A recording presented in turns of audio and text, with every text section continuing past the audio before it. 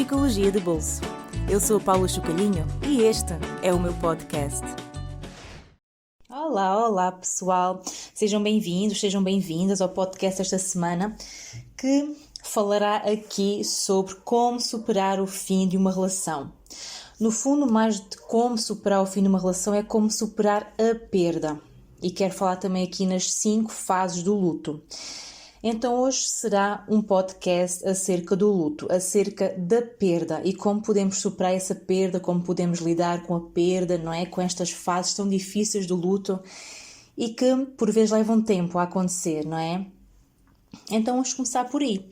Então, quando nós perdemos alguém, e quando falamos aqui em luto, muitas vezes associamos à morte de alguém, mas não quer dizer que nós passemos só por perdas através da morte de alguém. Portanto, aqui uma separação, um luto pode ser feito, ou uma perda pode ser feita quando nós nos separamos de alguém, quando alguém se afasta de nós, por exemplo, uma pessoa amiga, não é? Ou quando nos separamos de um companheiro, de uma companheira, quando terminamos um relacionamento.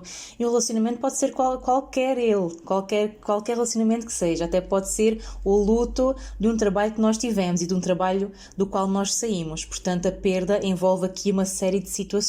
Né? Portanto, a perda, a separação, e todos nós passamos por fases de luto, através dessas separações, através dessas perdas, e às vezes até podem acontecer fases de luto de partes nossas, ou seja, até de nós mesmos, até de nós mesmas, luto de partes nossas que se foram, que não existem mais, ou que se transformaram, que mudaram, e isso também pode acontecer com estas perdas, né? Portanto, quando nós nos separamos de alguém, quando nós terminamos um trabalho, um relacionamento, é como se também uma parte de nós acabasse ali, não é? Então vamos falar aqui um pouquinho disto. Não sei se já ouviram falar nas fases do luto, não é? Ou que existiam fases para o luto. Então logo a primeira é o choque / negação, não é? Porque quando nós ficamos em choque quando algo acontece, principalmente quando é inesperado, não é? Uma coisa é quando nós decidimos terminar uma relação ou quando decidimos deixar um determinado local de trabalho, um posto de trabalho, não é? Ou nos afastamos de alguém. Não é tanto, não passamos por estas fases do choque ou da negação, não é? Normalmente isto acontece quando é algo inesperado, quando alguém parte da nossa vida inesperadamente, quando alguém morre, um familiar, até um animal de estimação, não é? Uma pessoa querida se afasta contra a nossa vontade, não é? Quando nós não queremos que isso aconteça, passamos por este choque e esta negação, que é, não podemos acreditar que aquilo está a acontecer, não é? Quando perdemos alguém, quando alguém resolve afastar-se, quando alguém querido morre, não é? Nós não queremos acreditar que aquilo está a acontecer e passamos até ali por uma fase de negação, né? Ou de choque em que parece que nem conseguimos sentir bem as coisas, parece que estamos anestesiados. Já sentiram isso? É que muitas vezes as pessoas falam muito em que quando a minha mãe morreu, ou quando não sei quem morreu, estive a tratar das coisas, fui eu que preparei o funeral, fui eu que até vesti a pessoa, não é? Ou fiz isto, ou fiz aquilo. Parece que nem conseguia sentir, nem conseguia raciocinar, porque é isso, nestas fases muitas vezes é como se a nossa energia estivesse concentrada em resolver aspectos práticos, aqui mais relacionados com a morte, com a perda, né? Com a doença também, que pode culminar numa perda, numa morte. Então vamos aqui algum tempo a processar, não é? Tudo isto parece que naquele choque nós ficamos com a energia disponível para resolver assuntos, para resolver coisas, situações. E de certa forma nos protege em relação à própria situação. Para quê? Para estarmos mobilizados para resolver situações, para tratar destas tais coisas do funeral, do hospital, ou da morgue, ou da igreja, o que quer que seja, não é? Enquanto que quando nós começamos a cair em nós a respeito da perda, não é? Aí sim já temos energia emocional ali para trabalhar, né? Para gerir, para processar, para digerir, enquanto que o choque e a negação não, ficamos com a energia disponível quando entramos nas próximas fases, que neste caso é a revolta, não é? A ansiedade, e muitas vezes podemos experienciar a culpa, mas já vou-te compor um bocadinho isto melhor, que é a fase da revolta, que aquilo aconteceu, e porque é que aconteceu comigo, ou porque é que aconteceu agora, e porque é que aconteceu desta forma, e porque é que a outra pessoa fez isto, ou fez aquilo, ou decidiu isto, ou decidiu aquilo. E atenção, eu conheço pessoas que ficaram nesta fase anos, décadas, não é? Que não se permitiram passar esta fase, porque a energia da raiva é uma energia de vida, uma energia que nos dá força, uma energia que nos alimenta, não é? Que não nos destrutura. Até falei nisto um pouco num dos podcasts em que falava do perdão, não é? Que esta raiva é uma raiva que nos protege em relação à dor. Portanto, também é muito esta fase aqui esta fase aqui que dos porquês. Enquanto que a pessoa fica aqui nos porquês, isto é altamente angustiante, não é? E não vale a pena vir terapeutas, vir amigos, vir isto, vir aquilo, que diga, olha, aconteceu porque tinha que acontecer assim, ou porque outra pessoa decidiu assim, ou porque as coisas foram assim, não é? Então há aqui uma dificuldade em aceitar tudo isto.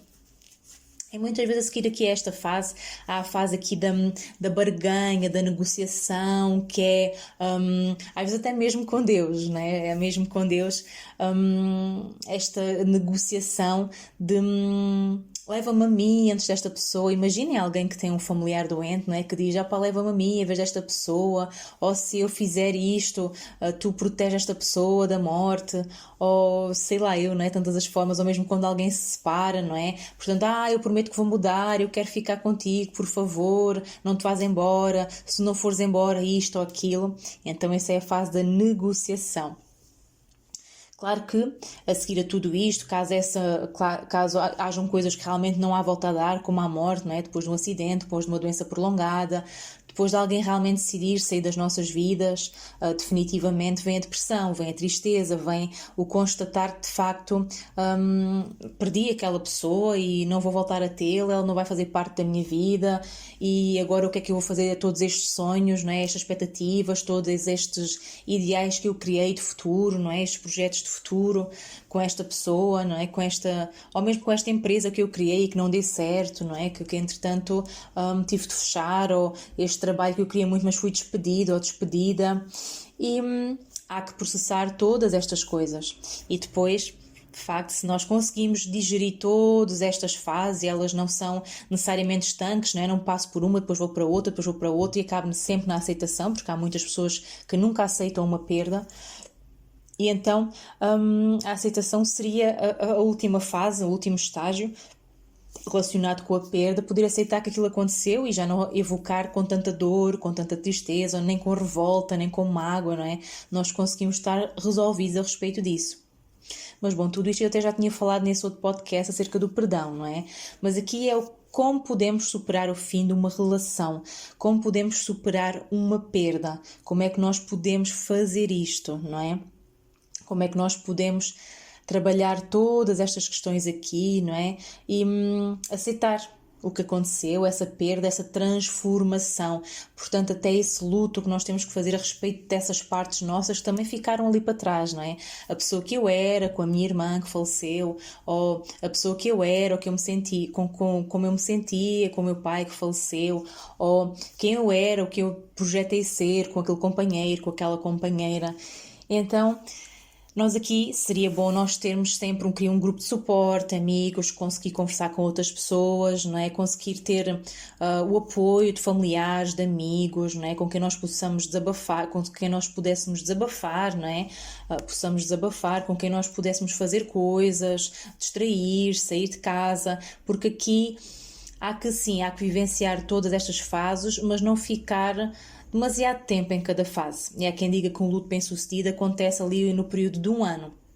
Claro que há lutos que levam muitos anos, há lutos que nunca são feitos, mas eu quero que saiba que é possível fazer um luto, sim, de forma bem-sucedida. Não quer dizer que não sinta saudades daquela pessoa que já partiu, ou das saudades que sente, ou continuar a ter saudades da pessoa que você era, junto daquela outra pessoa, não é? Que se afastou, que partiu, que faleceu, mas poder de facto usufruir da vida para além destas saudades que sente, não é? Porque esse espaço fica lá para esta pessoa, este espaço no nosso coração, no nosso sentimento, nas nossas memórias, está lá para aquela pessoa, por mais mal que essa pessoa lhe tenha feito, ou que você considere que essa pessoa lhe tenha feito, principalmente quando alguém decide afastar-se, não é? Quando há uma separação em que uma das partes diz, olha, já não quero estar contigo, ou já não gosto mais de ti, ou agora gosto de outra pessoa, ou quero estar com outra pessoa, não é? E todo o eco ferido que vem aí. Portanto, sim, ter amigos, ter distrações, investir nos seus passatempos, nos seus hobbies, nos seus projetos, não ficar focado na dor, não é? Porque depois quando se fica focado na dor, prolonga-se o sofrimento, encontramos defesas, ficamos fechados dentro dessa dor, fechadas dentro dessa dor, não é? E só vemos a dor, o acontecimento, a perda e ficamos aqui nesta energia de morte, não é? Nisto que já passou e que não vai voltar.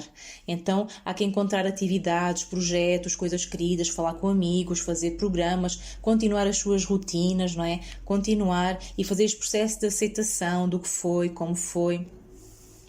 E muitas vezes, agora aqui especificamente, o fim de uma relação, portanto, quando alguém decide afastar-se, não é? Quando é tão difícil, esta é as situações mais difíceis para nós, quando o outro decide afastar-se, quando a outra pessoa decide afastar-se, é o que é que nós podemos fazer com isso?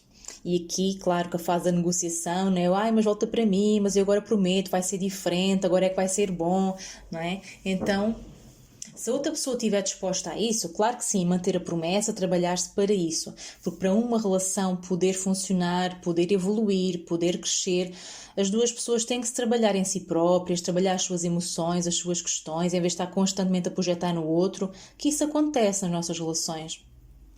Portanto, o casal há que trabalhar-se aqui de várias formas, que é em si, pessoalmente, cada um dos elementos, não só a mulher, não só o homem, não só uma das pessoas, podem ser casais também do mesmo sexo, portanto, cada uma das pessoas tem que trabalhar em si próprias, as suas questões, as suas emoções, os seus traumas, não é? E todas as questões que trazem de trás, mas também trabalhar-se a relação, porque há aqui 3 elementos, não é? Há um dos elementos do casal, o segundo elemento do casal, e é o terceiro elemento, que é a relação, o nós. Portanto, há que se trabalhar aqui, não só projetar no outro, e o outro é que tem que mudar, e o outro devia ser assim, e o outro devia ser assado, porque nós temos muito isto, a idealização, a projeção nos outros, daquilo que nós próprios nem sempre conseguimos dar, não é? Portanto, sejamos sinceros aí desse lado, se nunca sentiu que queria que o outro fosse uma coisa que você mesmo ou você mesma não conseguia dar, não conseguia ser. Então é isso, né? Muitas vezes o que nós queremos que o outro seja é aquilo que também nós queremos ser e que é importante para nós. Cuidado com essas projeções, cuidado com essas idealizações, porque os outros não estão ali para serem aquilo que nós gostaríamos que eles fossem. Os outros são o que nós precisamos para que possamos ver o que em nós precisa de ser trabalhado. Parece confusa esta frase. É verdade. O outro serve como um espelho, onde eu posso ver as minhas questões mais profundas e o que é que em mim precisa de ser trabalhado. Nós podemos fugir disso, podemos evitar isso, podemos enfrentar isso e trabalhar isso. Seria o ideal. E claro, podemos evitar de todo ter um relacionamento, não é? Até posso querer, mas dá muito trabalho, não é bom, estas questões todas, não é? Que eu sinto, esta frustração e tal e tal. Posso até querer me afastar e não ter nenhum relacionamento. Mas um relacionamento é possibilidade de podermos crescer. Os relacionamentos estão ao serviço do crescimento e evolução da nossa alma, do nosso ser mais profundo. Só nos relacionamentos é que nós nos podemos trabalhar. Pensem bem aí desse lado. Portanto, quando nós nos relacionamos com alguém, não é, que nos traz irritação, frustração, não é? A outra pessoa faz-nos ver os nossos comportamentos, né? Ou aqueles comportamentos que não as nossas limitações, os comportamentos não nos levam a lugar nenhum, não é? Onde é que nós estamos naquele momento da nossa evolução, não é? Portanto, o outro representa isso. Eu costumo dizer, o outro nem sequer é o outro, nem importa. E importa é o que nós sentimos acerca do que o outro faz ou disse, não é? Portanto, isso sim é que nós precisamos trabalhar, o tal conceito da responsabilidade emocional. Eu sou responsável pelas coisas que eu sinto, que eu penso, não é? E que o outro muitas vezes me leva a sentir. Porque se não houvesse o outro, como é que eu poderia sentir todas estas coisas? Como é que eu poderia perceber onde é que estão as minhas feridas? Onde é que estão as minhas questões todas, não é? Então o outro entra como essa possibilidade de eu me ver a mim mesmo, de eu me ver a mim mesma. Então muitas vezes as relações acabam porque nem um nem o outro consegue corresponder às expectativas que um outro tem pelo outro. Está confuso? Não é? Muitas vezes termina por lutas de egos, por orgulhos, por monotonia, por estagnação, quando ambos sentem que já não estão a crescer, ou quando uma dessas pessoas desperta e quer mais da vida, quer mais da relação e a outra pessoa não pode dar, não tem condições, não sabe como, não quer fazer o trabalho para isso, e muitas vezes as relações acabam nisto. Chega a um ponto de estagnação, não é? Em que acontece ali essa situação em que ou os dois se mantêm ali naquele comodismo, naquela estagnação e aceitam essa estagnação, esse comodismo, essa rotina, o que lhe quiserem chamar, ou um dos dois ou as duas pessoas têm desejo de algo mais e podem comunicar e trabalhar-se em conjunto e separadamente para chegarem mais longe. Este é o segredo de um relacionamento bem-sucedido. Agora, se todos os relacionamentos têm potencial para avançar no futuro, não. A menos que os dois queiram, haja sentimento para isso, haja vontade de se trabalhar, disponibilidade e o trabalho seja feito para que se possam encontrar nesses vários estádios ou estágios de evolução em que nós às vezes estamos, em que o outro às vezes não se encontra. Portanto, é bom que os dois possam crescer nesse sentido, senão ou um ou outro vai saltar fora. Um porque sente que não consegue dar ao outro o que o outro precisa, e o outro porque realmente precisa de mais e aquela pessoa não tem esse algo de mais que eu preciso, que é esse trabalho, esse investimento, ou essa disponibilidade, ou essa presença, ou o que quer que seja que para si aí desse lado seja importante.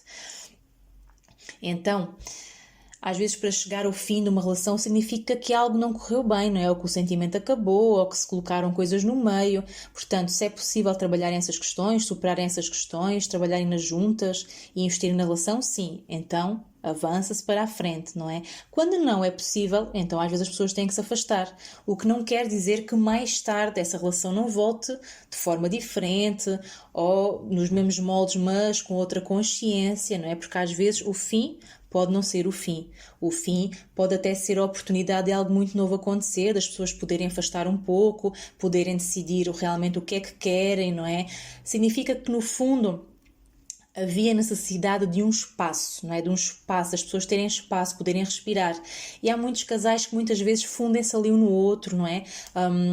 Acabam por fazer sempre coisas juntos, afastam-se os amigos, poderá haver ali uma situação de codependência emocional um do outro, não é? Ou de apego, ou pessoas que às vezes naturalmente são um pouco sociáveis, não é? São mais introvertidas, então não fazem tantos programas com outros, porque isto também é importante para a saúde de um casal, não só o tempo separados, que é cada um também ter os seus próprios hobbies, amizades, atividades, não é? Depois o casal ter momentos a sós e de qualidade, mas também ter momentos com outros casais, com outros amigos. Então há aqui várias coisas que são importantes para a sobrevivência e para a oxigenação de um casal.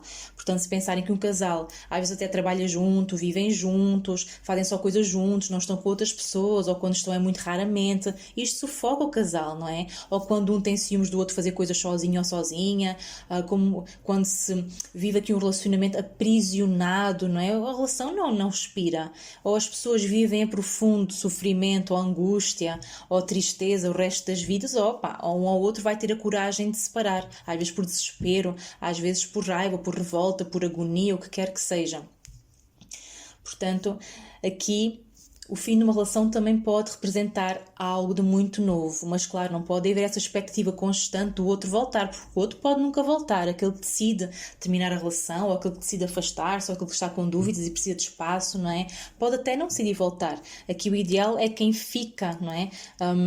À espera que o outro volte, não esteja constantemente a pressionar, porque senão mantém-se a mesma codependência, o mesmo apego, esta questão aqui da posse também, do meu comodismo, ou da pessoa que quer manter esta relação, apesar do outro ter outras necessidades, porque é isto, nós temos que aceitar as necessidades do outro, tal como aceitamos as nossas, porque também temos a liberdade de poder fazer o que nós decidirmos. Portanto, se esse é um direito nosso, sermos livres para decidir o que nós queremos e para cumprir, para nós satisfazermos as nossas necessidades, o outro também tem. Portanto, não posso esperar que o outro fique só para satisfazer as minhas necessidades, só porque eu quero que ele satisfaça. Isto é algo muito infantil, não é? Por isso, aqui em relação ao fim de uma relação, independentemente se a relação volta ou não, o melhor é não ter essa expectativa, o melhor é trabalhar em si, fazer as coisas que gosta de fazer, investir no seu tempo livre, portanto nutrir-se, ler, sair, estar com amigos, fazer atividades, fazer desporto, investir nos seus projetos mais queridos, não é? Fazer aquilo que sempre desejou fazer com o seu tempo livre, faça agora, não é? Usufrua desse tempo, dessa liberdade e deixe o outro ser livre para fazer exatamente o que ele tiver que fazer. E se ele tiver que voltar, ele volta, porque se as coisas são para nós, as coisas vêm naturalmente, não precisamos de forçar. Portanto, há também aqui uma necessidade de autoconfiança, uma necessidade de confiança na vida, no destino, no que nós quisermos chamar, neste mistério que é a vida e naquilo que é para nós, que muitas vezes nós nem sabemos o que é que realmente precisamos, nós sabemos o que é que queremos, mas a vida traz-nos o que nós precisamos.